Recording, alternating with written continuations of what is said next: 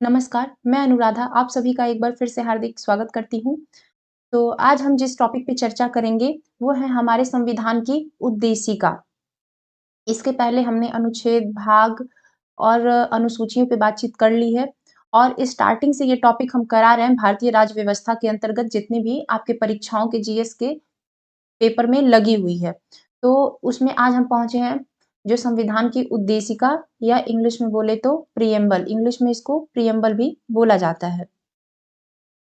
तो इसके बारे में हम चर्चा करेंगे कि हमारी जो संविधान की उद्देशिका है उसमें क्या-क्या विषय पर बातचीत है और क्या-क्या चीजें शामिल की गई हैं। तो आज का जो हमारा ये लेक्चर है वो 9वां लेक्चर है और हम सीधे अपने टॉपिक पर आते हैं। तो ये उद्देशिका होती क्या है? जो प्रिएम्बल या उद्देशिका है ये क्या होती है और इसको प्रस्तावना भी बोलते हैं।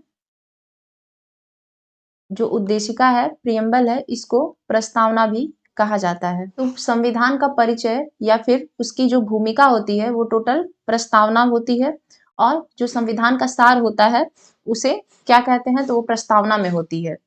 पंडित जवाहरलाल नेहरू द्वारा संविधान सभा में 13 दिसंबर 1946 को उद्देश्य प्रस्ताव प्रस्तुत किया गया था। तो सबसे पहले क्या हुआ कि पंडित जवाहरलाल नेहरू द्वारा संविधान सभा में 13 दिसंबर 1946 को उद्देश्य प्रस्ताव प्रस्तुत किया गया। तो सबसे पहले तो हम ये जानते हैं कि संविधान सभा की पहली बैठक हुई कब थी। तो जो संविधान सभा की पहली बैठक थी वो कब हुई थी? जो लोग पिछले वीडियोस देखे होंगे उनको पता होगा कि 9 दिसंबर 1946 को हुई थी। इसके अस्थायी अध्यक्ष जो थे वो कौन थे? तो सच्चिदानंद सिन्हा इसके अस्थायी अध्यक्ष थे, सच्चिदानंद सिन्हा। बाकी जो दूसरी बैठक हुई संविधान सभा की वो हुई 2 दिन जस्ट बाद। पहली हुई 9 दिसंबर को, दूसरी हुई 11 दिसंबर 1946 को। और इसके अस्थायी अध्यक्ष कौन हुए? पहले में हमने देखा कि 9 दिसंबर को जो हुई वो अस्थायी अध्यक्ष थे और इसके अस्थायी अध्यक्ष थे 11 दिसंबर 1946 को जो दूसरी बैठक हुई संविधान सभा की तो इसके अस्थायी अध्यक्ष राजेंद्र प्रसाद हुए। जो पिछले वीडियोज आप लोग देखे उसमें हमने इसको बताया है। फिर इसी के जस्ट 2 दिन बाद देखिए 2-2 दिन की बाद ही जस्ट घटनाएं हो रही हैं कि 11 दिसंबर को दूसरी बैठक हुई और फिर 13 दिसंबर 1946 को उद्देश्य प्रस्ताव प्रस्तुत किया गया। किसके द्वारा? तो पंडित जवाहरलाल नेहरू के द्वारा। 22 जनवरी 22 जनवरी 1947 को उद्देश्य प्रस्ताव को संविधान सभा द्वारा अंगीकृत किया गया। तो 22 जनवरी 1947 को उद्देश्य प्रस्ताव जो था वो संविधान सभा द्वारा अंगीकृत किया गया। उद्देश्य प्रस्ताव को ही परिवर्तित करके संविधान की प्रस्तावना या उद्देशिका बनाई गई। तो किसको परिवर्तित करके संविधान की प्रस्तावना या उद्देशिका बनाई गई? तो वो है उद्देश्य प्रस्ताव को ही। जो ये पंडित जवाहरलाल नेहरू उद्देश्य प्रस्ताव प्रस्तुत किए थे उसी को परिवर्तित करके क्या हुआ कि संविधान की प्रस्तावना और उद्देशिका बनाई गई।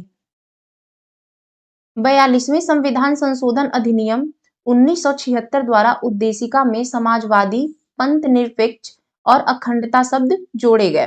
तो ये मोस्ट इंपॉर्टेंट है, कभी कभी एग्जाम में डायरेक्ट पूछ देता है कि प्रिएम्बल या उद्देशिका या प्रस्तावना में समाजवादी, पंथ निरपेक्ष और अखंडता शब्द किस संविधान संशोधन द्वारा जोड़े गए या फिर ईयर पूछ देगा कि किस साल जोड़े गए, कौन से सन में।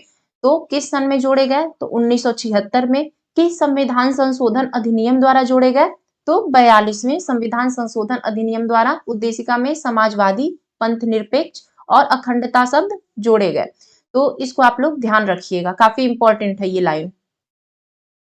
भारतीय संविधान की उद्देशिका ने भारत को संपूर्ण प्रभुत्व संपन्न, समाजवादी, पंथ निरपेक्ष, लोकतंत्रात्मक गणराज्य के रूप में घोषित किया है। तो इन चारों को हम जो ये है संपूर्ण प्रभुत्व संपन्न, समाजवादी, पंथ निरपेक्ष, लोकतंत्रात्मक गणराज्य के रूप में घोषित किया है। इसको एकदम दिमाग में हम नोट कर लेंगे कि भारतीय संविधान की उद्देशिका ने भारत को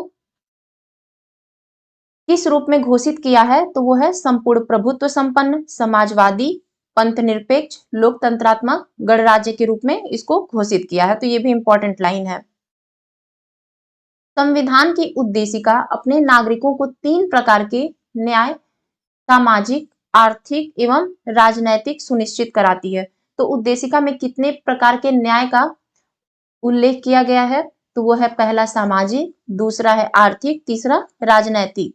तो अगर जब भी पूछे कि न्याय कितने प्रकार के उल्लेख किए गए हैं, कौन-कौन से न्याय, तो वो हम तुरंत जवाब दे देंगे कि सामाजिक और आर्थिक और राजनैतिक जो है उद्देशिका में ये तीनों न्याय उल्लिखित है। उद्देशिका संविधान के विधिक निर्वचन में सहायक है। सर अल्लादी कृष्ण स्वामी अय्यर के अनुसार उद्देशिका हमारे स्वप्नों और विचारों का प्रतिनिधित्व करती है। तो जो सर अल्लादी कृष्ण स्वामी अय्यर हैं, उनके अनुसार जो उद्देशिका या फिर प्रस्तावना है वो हमारे स्वप्नों और विचारों का प्रतिनिधित्व करती है। के.एम. मुंशी के अनुसार उद्देशिका हमारे प्रभुत्व संपन्न लोकतंत्रात्मक गणराज्य की जन्म कुंडली है। तो ये इन लोगों के अनुसार इसको डायरेक्ट कथन कारण में दे सकता है या फिर कथन में दे दे कि ये किसने कहा है कि उद्देशिका हमारे स्वप्नों और विचारों का प्रतिनिधित्व करती है। तो वो हम जब पढ़े रहेंगे तभी जानेंगे। जो लोग इस वीडियो को देखे होंगे वो तुरंत पकड़ लेंगे कि ये किसने कहा है, तो सर अल्लादी कृष्ण स्वामी अय्यर ने।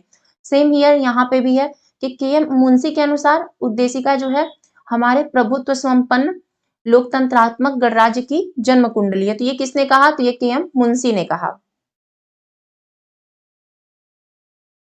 प्रस्तावना उद्देशिका को संविधान का भाग केशवानंद भारती बनाम केरल राज्य 1973 बाद में स्वीकार किया गया।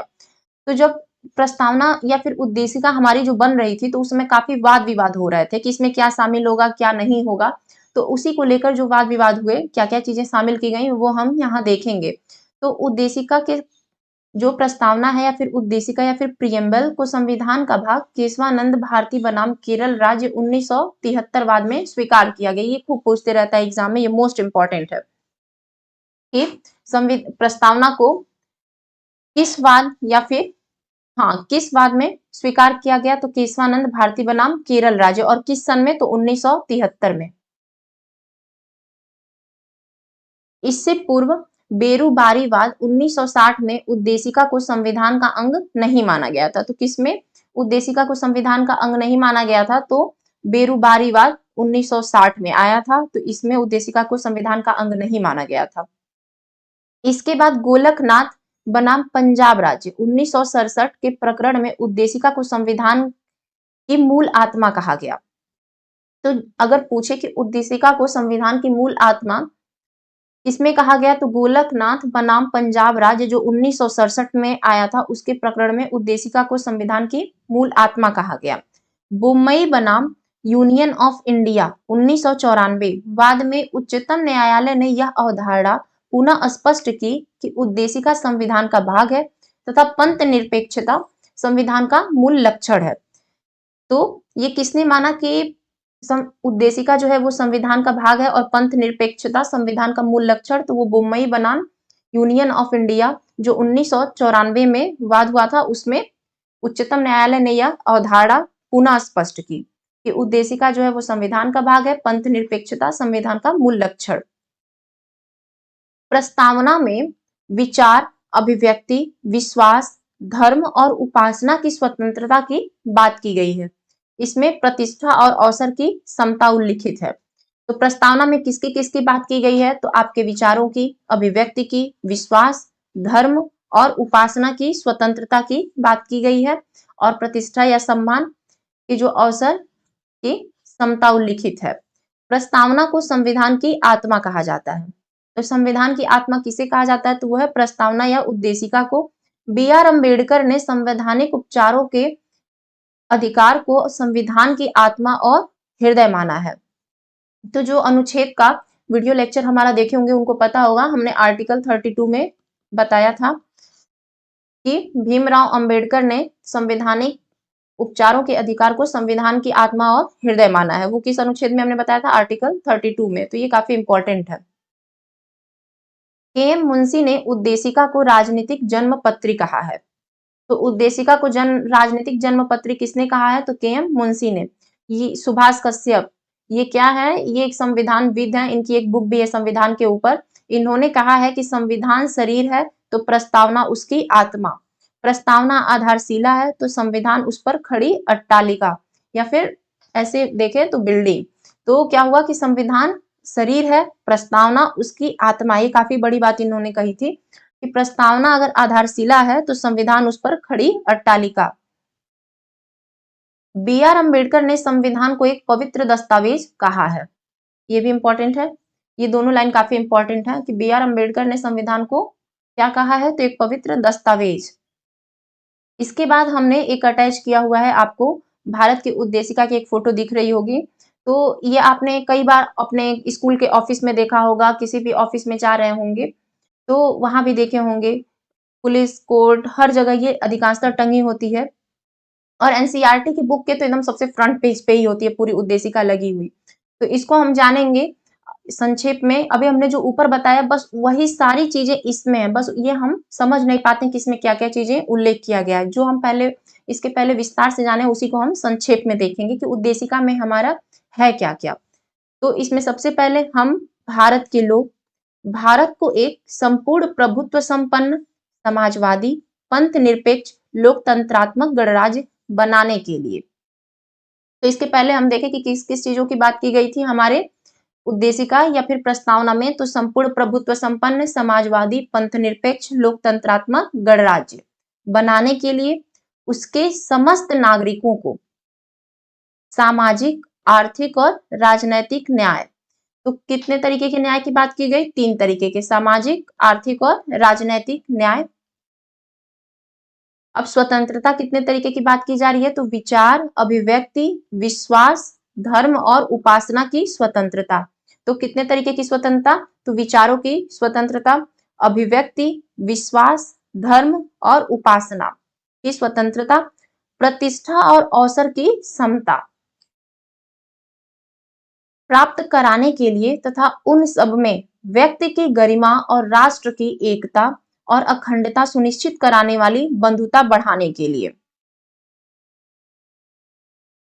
दृढ़ संकल्प होकर अपनी इस संविधान सभा में आज तारीख 26 नवंबर 1949 ईस्वी मिति मार्गशीर्ष शुक्ला सप्तमी संवत 2006 विक्रमी को एतद द्वारा इस संविधान को अंगीकृत अधिनियमित और आत्मार्पित करते हैं। तो कई बार तो ये डायरेक्ट पूछता है कि संविधान को अंगीकृत अधिनियमित और आत्मार्पित आत्मार्पित कब किया गया, तो वो 26 नवंबर 1949 को। तो और हम ये देखे भी, और लागू कब हुआ था, हमारा जो संविधान है वो 26 जनवरी 1950 को हमारा संविधान लागू हुआ था। तो इससे तो डायरेक्ट क्वेश्चन आते हैं। अभी हमने आपको बताया कि अंगीकृत अधिनियमित और आत्मार्पित संविधान को कब किया गया था, तो 26 नवंबर 1949। कई बार तो ये भी पूछ देता है कि ये जो टाइमिंग है कि मिति मार्गशीर्ष शुक्ला सप्तमी संवत 2006 विक्रमी, ये भी कभी कभी पूछ देता है। तो ये जो हमारी उद्देशिका है वो काफी इंपॉर्टेंट है और इसी को हमने ऊपर विस्तार से बताया था और इसी को संक्षेप में यहाँ पूरा दिया हुआ है। तो बस इसको समझने की देरी है। अगर एक बार, उम्मीद है आप लोगों को हम जो बताए वो काफी अच्छे से समझ में आया होगा कि हमारी उद्देशिका में क्या क्या विषय हैं और किन किन कौन कौन सी स्वतंत्रता दी गई है, किन किन चीजों पे समानता दी गई है और किन किन विषयों पे बात की गई है। हमारा संविधान कब लागू हुआ, कब बन के तैयार हुआ, तो इसकी एक लंबी श्रृंखला रही है। तो उम्मीद है आप लोगों को ये पूरी टॉपिक समझ में आई होगी उद्देशिका के बारे में और हमारा वीडियो लेक्चर आप लोगों को पसंद भी आया होगा। तो आप लोग चैनल से जुड़े रहिए, चैनल को शेयर कीजिए, सब्सक्राइब कीजिए, कमेंट कीजिए। मिलते हैं अगली वीडियो में, तब तक के लिए नमस्कार।